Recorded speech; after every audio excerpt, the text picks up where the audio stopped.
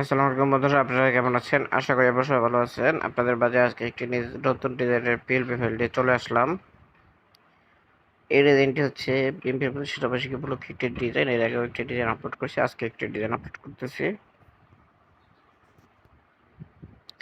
এই ডিজাইনের পিএলপি ফাইলটি পেতে হলে অবশ্যই আপনাদেরকে সম্পূর্ণ ভিডিও দেখতে হবে, কারণ সম্পূর্ণ ভিডিও জুড়ে রয়েছে 4 সংখ্যার password.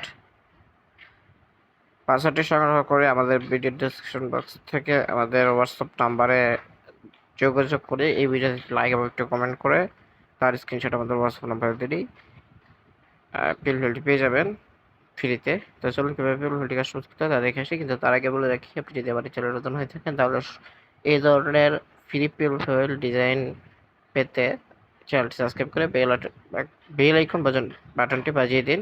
Pixel laptop Google play স্টোরে পেয়ে যাবেন। আর যদি ডাউনলোড করতে কোনো সমস্যা তাহলে আমার ভিডিও ডেসক্রিপশন বক্সে আপডেট ভার্সনের লিঙ্ক দেওয়া আছে, সেখান থেকে ডাউনলোড করে নেবেন।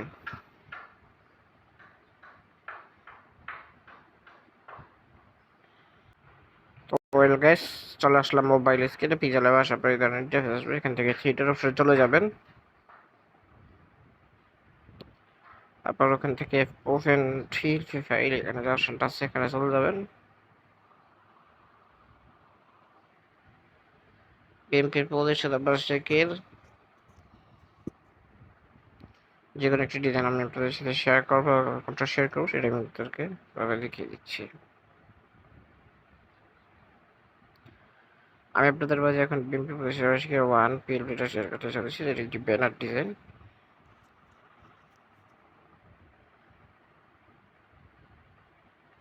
এখানে আমি দুজন নেতাকর্মীর ছবি রেখেছি, এখানে দুজন নেতাকর্মীর ছবি রেখেছি, আর এখানে একটা সাপোর্টের ছবি রেখেছি। সাপোর্টের ছবিটা যেভাবে পরিবর্তন করবো সেভাবে প্রত্যেকটা ছবি পরিবর্তন করতে পারবেন, এবং যেভাবে সাপোর্টের নামটা পরিবর্তন করবো সেভাবে প্রত্যেকটা নাম পরিবর্তন করতে, প্রত্যেকটি লেখা পরিবর্তন করতে পারবেন। তো অবশ্যই আপনাদের সাপোর্টের ছবিটা আনার জন্য যেতে হবে, যেটা আমি দেখিয়ে দিচ্ছি।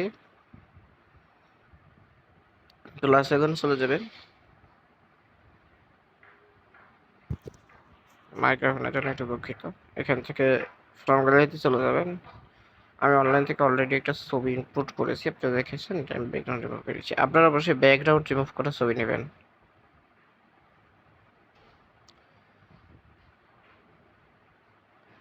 ব্যাকগ্রাউন্ড রিমুভ করে আমার সাইজে বসিয়ে, যে সাইজ প্রয়োজন সেই সাইজে বসিয়ে এখানে বসিয়ে দিয়েছি। আমার এটা না সুন্দর করলেও চলবে, কারণ আমি আপনাদেরকে দেখাচ্ছি। তো ছবির উপর ছবি ঠিক আছে, দেন আপনারা লেয়ার এখানে চলে যাবেন। তারপরে এখানে 8টি ডট চেপে ধরে এখান থেকে এই নাসির আমার যে ছবিটা ছিল, যে ছবিটা নিয়ে আসবেন। তবে এখানে নামের উপর একটা ক্লিক করে এখান থেকে নামটা পরিবর্তন করে দিতে পারবেন। এখানে নামটা পরিবর্তন করে আপনাদেরকে দেখাচ্ছি। নামটা বড় হলে এভাবে পরিবর্তন করে দিতে পারেন, কোনো সমস্যা নেই। তো সবকিছু ঠিক থাকলে অবশ্যই সেখানে ক্লিক করবেন। তো তারপর এক্সপোর্ট ইমেজ অপশনে ক্লিক করে দেবেন। এখান থেকে জেপিজি সিলেক্ট করে এখান থেকে আলোটা সিলেক্ট করে জিপটি গ্যালারিতে ক্লিক করলেই এই ডিজাইনটি সেভ হয়ে আপনার গ্যালারিতে চলে যাবে। আজকে ডিজাইনটি পেতে কোনো সমস্যা হলে